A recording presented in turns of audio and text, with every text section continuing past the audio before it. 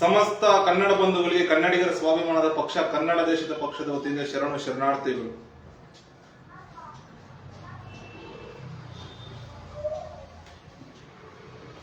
ಇತಿಹಾಸದಲ್ಲಿ ಮೊಟ್ಟ ಮೊದಲ ಬಾರಿಗೆ ನಮ್ಮ ಕರ್ನಾಟಕ ಭಾರತ ಒಕ್ಕೂಟಕ್ಕೆ ಸೇರಿಕೊಂಡ ನಂತರ ಎಷ್ಟು ಮಲತಾಯಿ ಧೋರಣೆ ಅನುಭವಿಸ್ತಾ ಇದೆ ನಮ್ಮ ಕರ್ನಾಟಕ, ನಮ್ಮ ಸಮಸ್ತ ಕನ್ನಡ ಬಂಧುಗಳು ಅಷ್ಟು ಮಲತಾಯಿ ಧೋರಣೆ ಅನುಭವಿಸ್ತಾ ಇದ್ವಿ. ಇಡೀ ಭಾರತ ಒಕ್ಕೂಟದಲ್ಲಿ ನಮ್ಮ ಕನ್ನಡ ದೇಶದಿಂದ ಭಾರತ ಒಕ್ಕೂಟ ಸರ್ಕಾರಕ್ಕೆ ತೆರಿಗೆ ಕಟ್ಟೋದಲ್ಲಿ 2ನೇ ಸ್ಥಾನದಲ್ಲಿದ್ದೀವಿ. ಆದ್ರೂ ನಮ್ ದುಡ್ಡು ಏನೋ ತಿಂಗಳಿಗೆ ವರ್ಷಕ್ಕೆ 5 ಲಕ್ಷ ಕೋಟಿ, ಅದರಲ್ಲಿ ಲೆಕ್ಕ ಹಾಕೊಂಡ್ರೆ 1 ಲಕ್ಷ ಕೋಟಿನೂ ಬರ್ತಾ ಇಲ್ಲ ಸರಿಯಾಗಿ. ಈ ವಿಚಾರ ಸಂಬಂಧಪಟ್ಟಂಗೆ ಈಗಾಗಲೇ ನಮ್ಮ ಪಕ್ಷದಿಂದ ಸುಮಾರು ಸಲ ಪ್ರಶ್ನೆ ಮಾಡಿದ ಸಲುವಾಗಿ ಈ ವಿಚಾರ ಸಂಬಂಧಪಟ್ಟಂಗೆ ಮಾನ್ಯ ಬೆಂಗಳೂರು ಗ್ರಾಮಾಂತರ ಕ್ಷೇತ್ರ ಲೋಕಸಭಾ ಸಂಸದರಂತಹ ಡಿ ಕೆ ಸುರೇಶ್ ಅವರು ಪ್ರಶ್ನೆ ಮಾಡಿದರೆ ಅವ್ರಿಗೆ ನಮ್ಮ ಪಕ್ಷದಿಂದ ಅಭಿನಂದನೆ ತಿಳಿಸ್ತೀವಿ.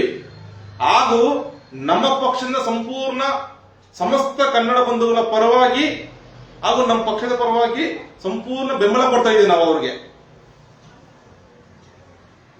ಇಲ್ಲಿ ಮುಖ್ಯವಾದ ಇನ್ನೊಂದು ವಿಚಾರ ಇದೆ. ನಾವು ವರ್ಷಕ್ಕೆ 5 ಲಕ್ಷ ಕೋಟಿ ಅಲ್ಲಿ ಕೊಟ್ಟು ನಾವು ಅವ್ರದ ಕೈ ಎತ್ತುಕೊಂಡು ಭಿಕ್ಷೆ ಬಿಟ್ಕೊಂಡು ಕೊಡ್ರಿ ಆಹಾಕಾರ ಇದೆ, ಬರಗಾಲ ಇದೆ, ಅದಿದೆ ಇದಿದೆ ಕೊಂಡು ಬಾಯಿ ಪಡ್ಕೊಳ್ಳೋ ಬದಲು ಮುಖ್ಯವಾದ ಒಂದು ಕೆಲಸ ಆಗ್ಬೇಕಿಲ್ಲಿ. ಏನಪ್ಪಾ ಅಂದ್ರೆ ಅದು ಅಧಿಕಾರ ವಿಕೇಂದ್ರೀಕರಣ ಆಗ್ಬೇಕು. ಅಧಿಕಾರ ವಿಕೇಂದ್ರೀಕರಣ ಯಾವ ತರ ಇರ್ಬೇಕಂದ್ರೆ ಅವ್ರು ತೆರಿಗೆ ವಸೂಲು ಮಾಡ್ಕೊಂಡು ನಮ್ಗೆ ಕೊಡುವಂತದಲ್ಲ. ನಾವು ಕಂದಾಯ, ಇಲ್ಲಿ ನಮ್ಮ ಕರ್ನಾಟಕದ ಕಂದಾಯ, ಕನ್ನಡಿಗರ ಕಂದಾಯ, ಸಮಸ್ತ ಕನ್ನಡ ಬಂಧುಗಳ ಕಂದಾಯದ ದುಡ್ಡು ಇಲ್ಲೇ ನಾವು ವಸೂಲಿ ಮಾಡ್ಕೊಂಡು ಇಲ್ಲೇ ಇರ್ತೀವಿ. 5 ಲಕ್ಷ ಕೋಟಿ ಅವ್ರಿಗೆ ನಾವು ಕೊಡಲ್ಲ. ಅವ್ರು ಯಾವ್ದು ನಮ್ಗೆ ಬಿಡುಗಡೆ ಮಾಡೋದು ಬೇಕಾಗಿಲ್ಲ, ಏನು ಬೇಕಾಗಿಲ್ಲ. ನಾವು ವರ್ಷಕ್ಕೆ ಇಲ್ಲಿಂದ ಒಂದು 50,000 ಕೋಟಿ ಕೊಡ್ತೀವಿ ನಿರ್ವಹಣೆ ಮಾಡ್ಕೊಳ್ಳೋಕೆ, ಒಕ್ಕೂಟ ಸರ್ಕಾರ ನಡೆಸ್ಕೊಳ್ಳೋದಕ್ಕೆ. ಆ ರೀತಿ ಅಧಿಕಾರ ವಿಕೇಂದ್ರೀಕರಣ ಆಗ್ಬೇಕು. ಈ ತರ ಆದಾಗ ಸಮಸ್ತ ಕರ್ನಾಟಕ ಕನ್ನಡ ಬಂಧುಗಳು ಯಾವುದೇ ಕುಂದುಕೊರತೆಗಳಿಲ್ಲದೆ ನೆಮ್ಮದಿಯಿಂದ ಪ್ರೇಮದಿಂದ ಉದ್ಯೋಗ ಮಾಡಿಕೊಂಡು ಶಿಕ್ಷಣದಿಂದ ಪ್ರೇಮದಿಂದ ಚೆನ್ನಾಗಿರ್ತಾರೆ. ಈ ತರ ಇಲ್ಲ ಅಂದ್ರೆ ತುಂಬಾ ಅನ್ಯಾಯ, ಇದೇ ರೀತಿ ಅನ್ಯಾಯ ಆಗ್ತಾ ಇರುತ್ತೆ.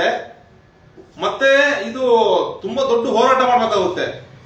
ನಮ್ಮ ಕನ್ನಡಿಗರ ದುಡ್ಡು, ನಮ್ ದುಡ್ಡು ಕೇಳೋದು, ಇದನ್ನ ಪ್ರಶ್ನೆ ಮಾಡೋದು ಸಮಸ್ತ ಕರ್ನಾಟಕದ ಕನ್ನಡ ಬಂಧುಗಳ ಜನ್ಮ ಸಿದ್ಧ ಹಕ್ಕು. ಇದನ್ನ ಯಾರು ತಡೆಯಕ್ಕಾಗಲ್ಲ. ಇಲ್ಲಿದ್ಕೊಂಡು ಕನ್ನಡಿಗರ ವಿರುದ್ಧ, ಕರ್ನಾಟಕದ ವಿರುದ್ಧ, ಕನ್ನಡದ ವಿರುದ್ಧ ಯಾರ ಷಡ್ಯಂತ್ರ ಮಾಡ್ತಾರೋ ಅವ್ರಿಗೆ ಇದನ್ನ ಪ್ರಶ್ನೆ ಮಾಡೋ ಅಧಿಕಾರ ಇಲ್ಲ. ನಾನು ದಯವಿಟ್ಟು ಮತ್ತೊಮ್ಮೆ ವಿನಂತಿ ಮಾಡ್ಕೋದು, ಎಲ್ಲ ಸಮಸ್ತ ಕನ್ನಡ ಬಂಧುಗಳ ಪರವಾಗಿ ಕನ್ನಡ ಬಂಧುಗಳ ವಿನಂತಿ ಮಾಡ್ಕೊಳ್ತೇವೆ.